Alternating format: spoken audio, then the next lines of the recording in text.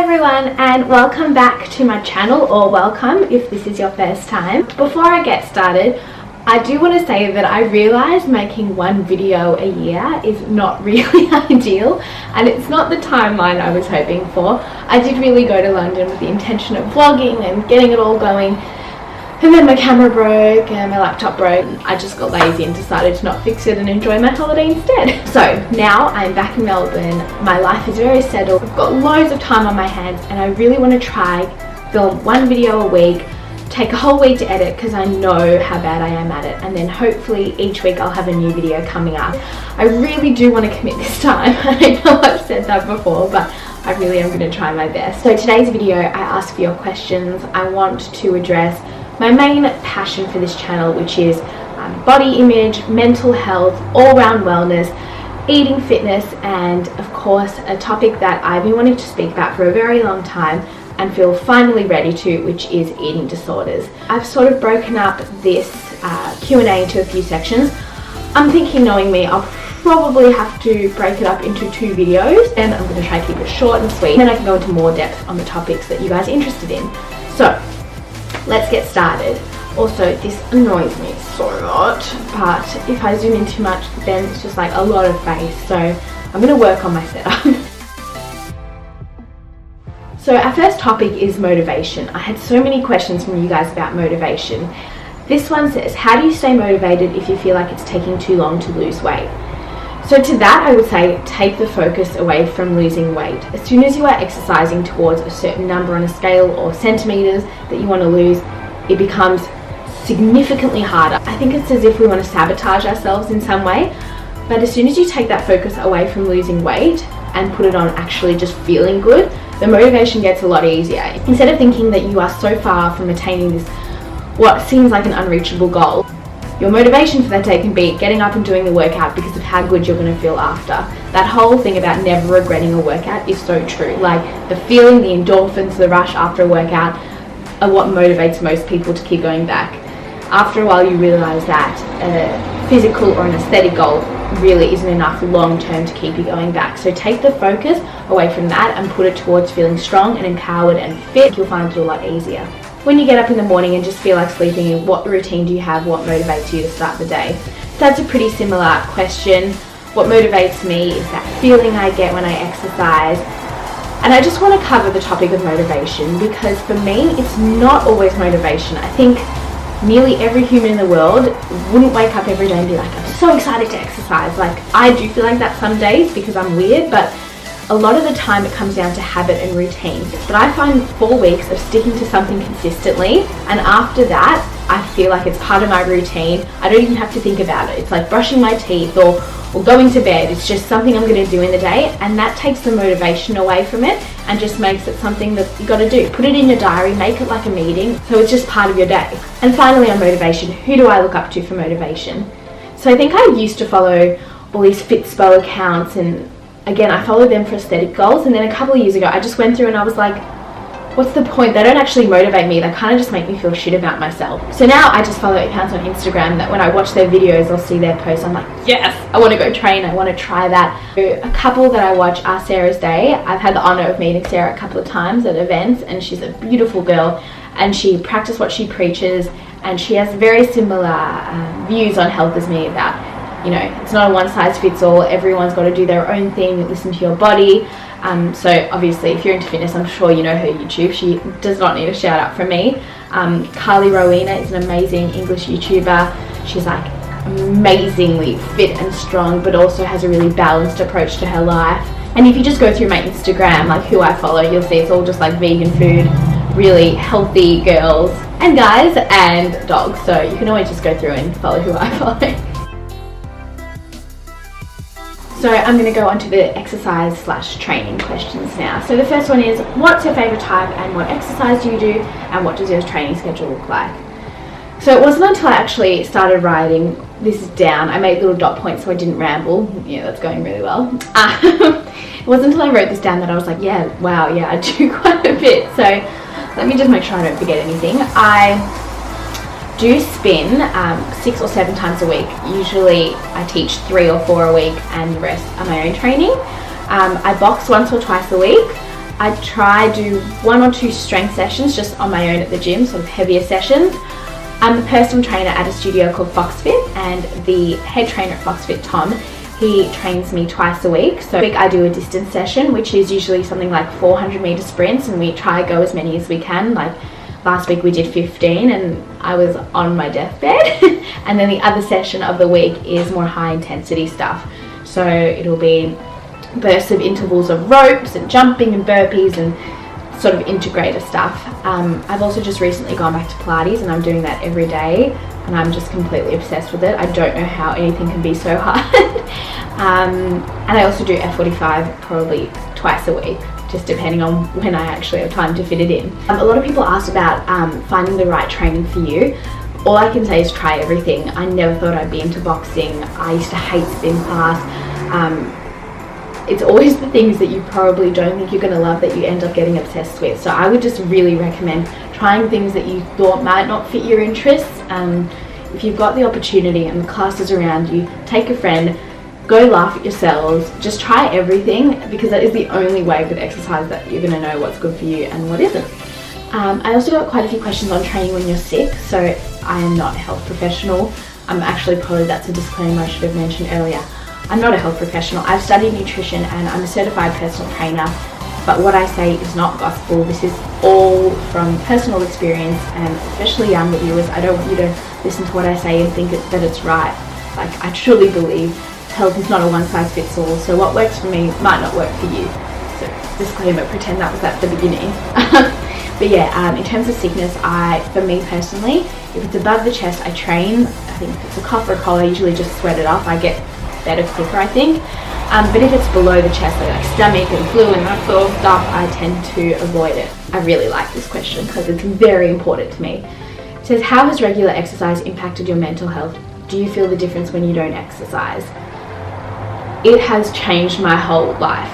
I say exercise is my therapy. I'm a perfectionist. I'm a type A personality. I spend most of my day focusing on things that are coming.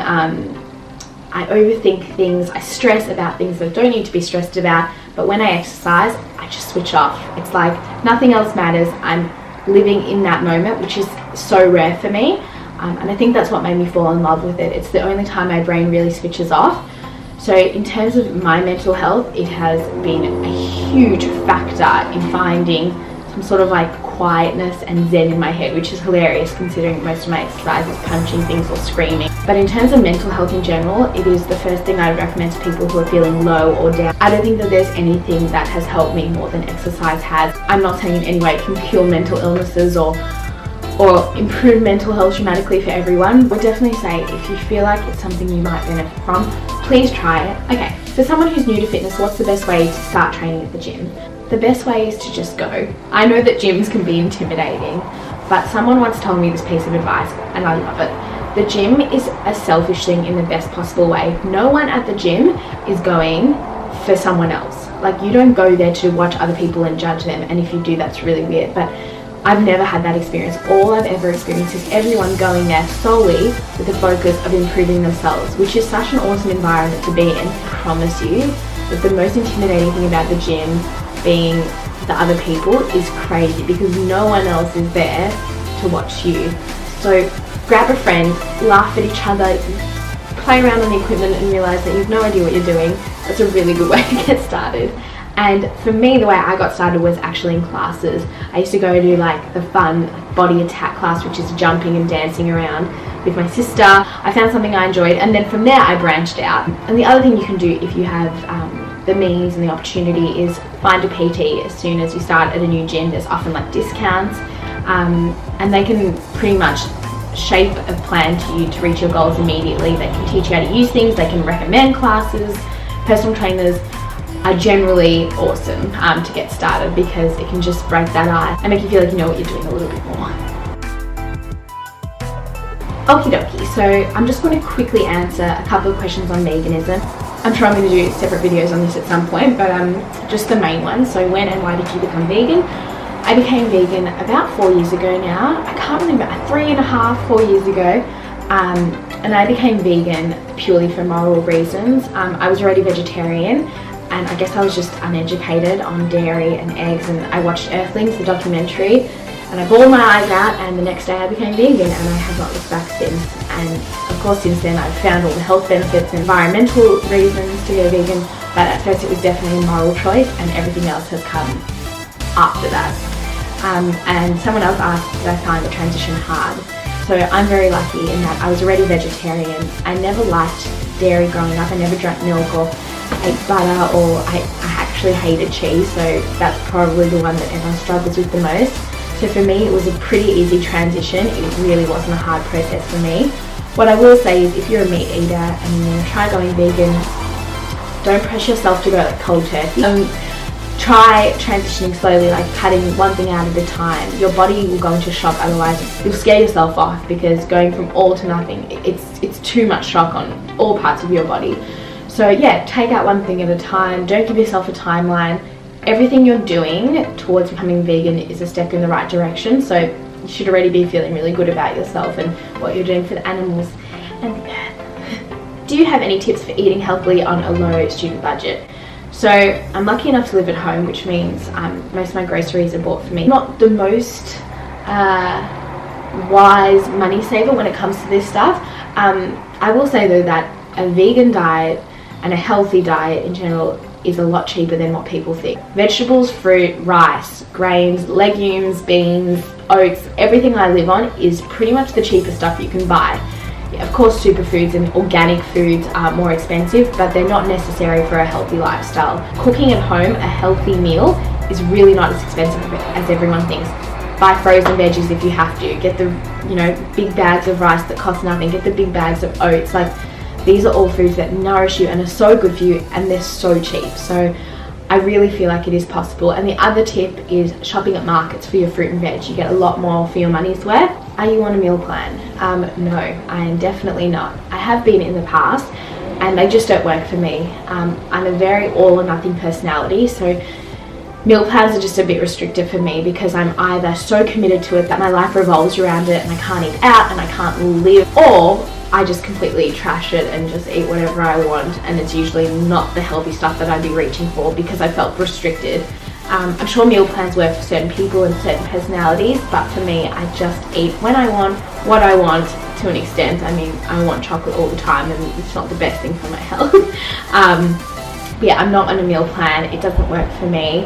I just really like listening to my body, and in the last few years I've really found like my happy place, and now I just stick to that. And if I have a day off here and there where I eat crap, then I know that it's really not going to make a difference. A lot of you guys had questions about eating healthily when traveling or when working, or just being busy in general. So working wise, I worked on a lot of sets with amazing catering, but the amazing catering is not always so healthy. So I've become a pro at meal prepping. So now that I don't work a crazy schedule, I don't have to. But when I was working on Neighbours, I would meal prep every Sunday for either half the week or the whole week, depending on what my week was like, all my breakfast and lunch, and then I'd always be home in time to cook dinner. I find meal prepping the best way to save money, so you're not going out and spending money on food, or to just eat healthier because you're not having to make crappy choices at a canteen because you can't be bothered cooking at that time. And it's really actually kind of fun. I don't know, maybe that's my routine perfectionist personality, but I love just like getting it all done, putting it in the containers.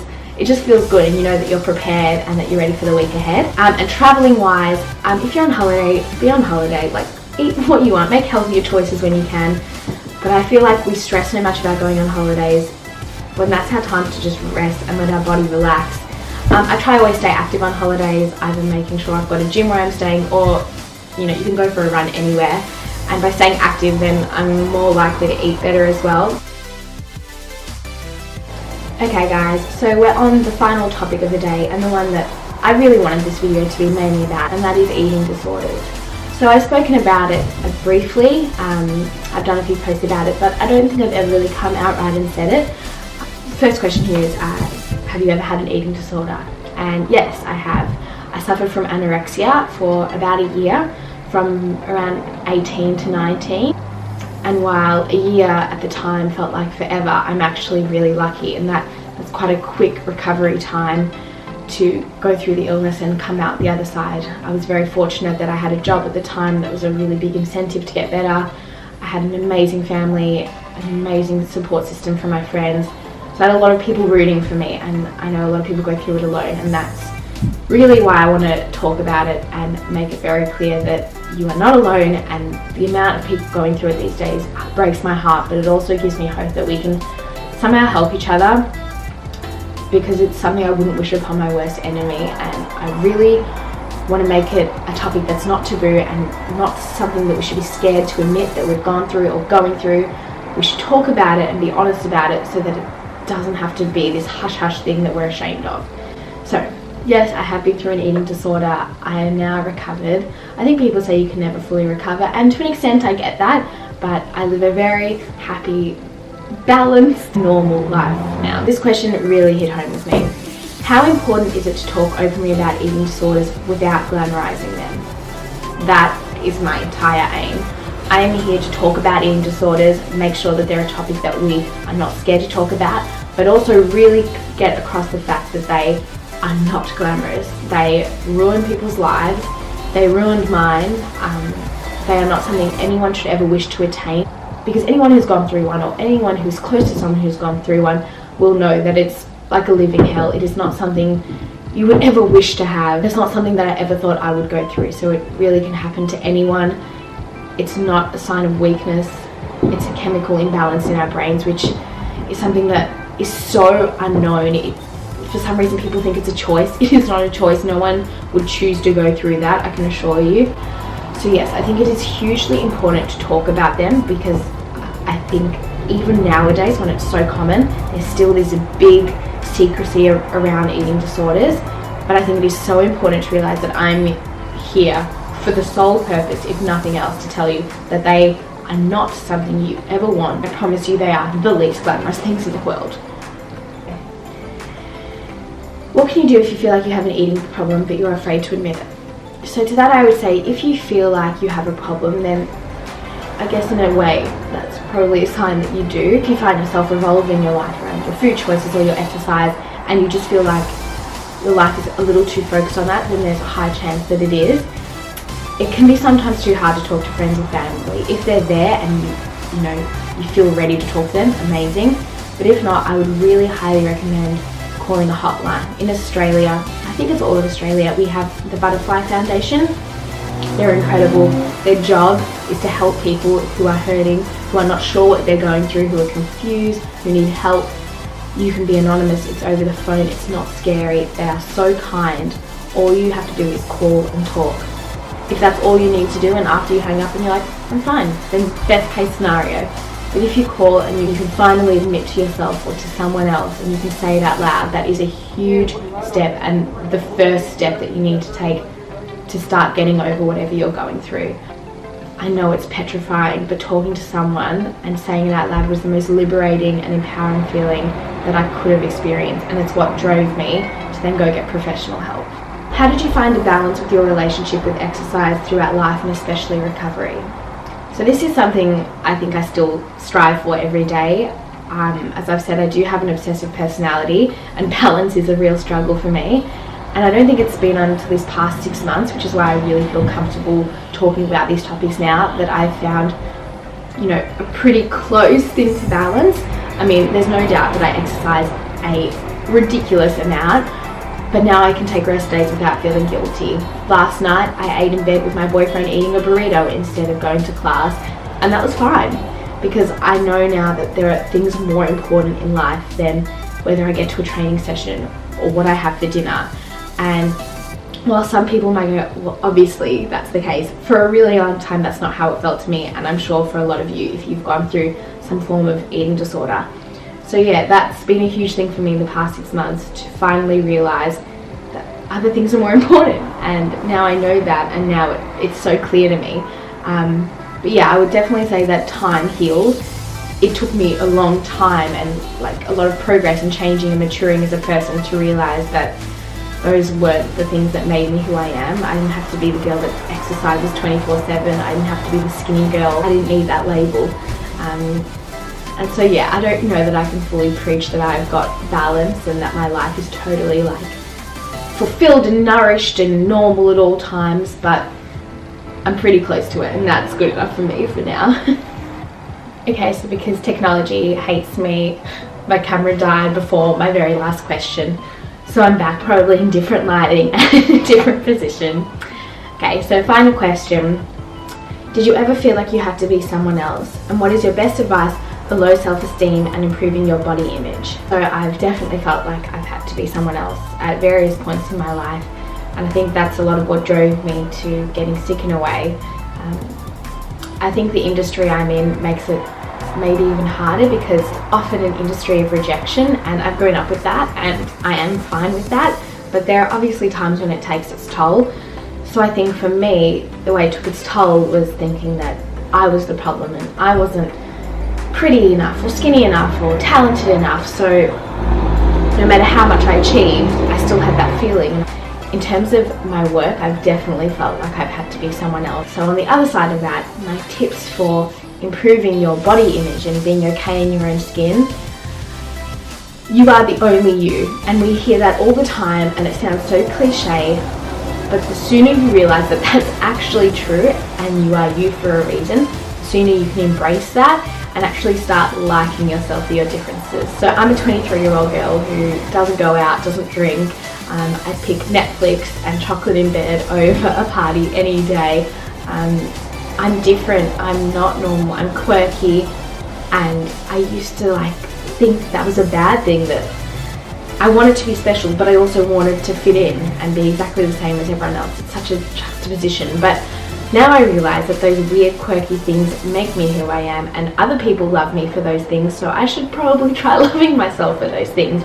And now I'm so strong when it comes to my morals and my beliefs, and of course I listen to other people's opinions, but nothing sways me anymore. I know what I believe in. I'm comfortable with being me now, and of course I have days where I don't like what I look like, or there's parts of my body I still can't accept, and unfortunately nearly all of us have that, and it's kind of stuffed up, but it's true. So the quicker you realise everyone's got insecurities, and those people that you think have perfect lives don't, and they also wish they could be like someone else, the quicker you realise that it's probably a much easier and better thing to do to just accept who you are and all the amazing qualities and opportunities and parts of your life that other people wish they had. We never see ourselves the way other people see us. So next time you look in the mirror and you automatically go to the negative thoughts like we all do, just actively try to tell your brain to shut up and maybe think of the smallest one minuscule thing that you like about yourself, and you'll see that over time, it's sort of like a muscle memory thing, it starts to become easier and eventually almost a reflex reaction. So as soon as your brain kicks into negative gear, something positive comes to beat it. And that's the best bit of advice I can give you. That's something I'm still working on, and I'm getting better, and I've got a long way to go, and I guess a lot of us still do. But yeah, no one else is like you, so stop trying to be like someone else. It's already taken. You might as well just focus on being the best version of you. So that is all the questions I have time for today. Thank you so much for sending the questions in, guys. The fact that you even want to hear my opinion or response to them means a lot, because as I said, I'm just a normal, regular person like you who has some personal experience with some of it that I really just want to share in the hopes that it can help someone else, because at the end of the day, if I have any sort of platform, what good is it if I don't use it to try help or make the world better in some kind of way? So thank you so much for watching. If you've made it to the end, you're a star, and let me know what you want for the next video. Maybe something a bit more fun. I would love to hear what you think. I'd love to hear any more questions, and I hope you guys have a beautiful day, night, wherever in the world you are, and lots of love to you.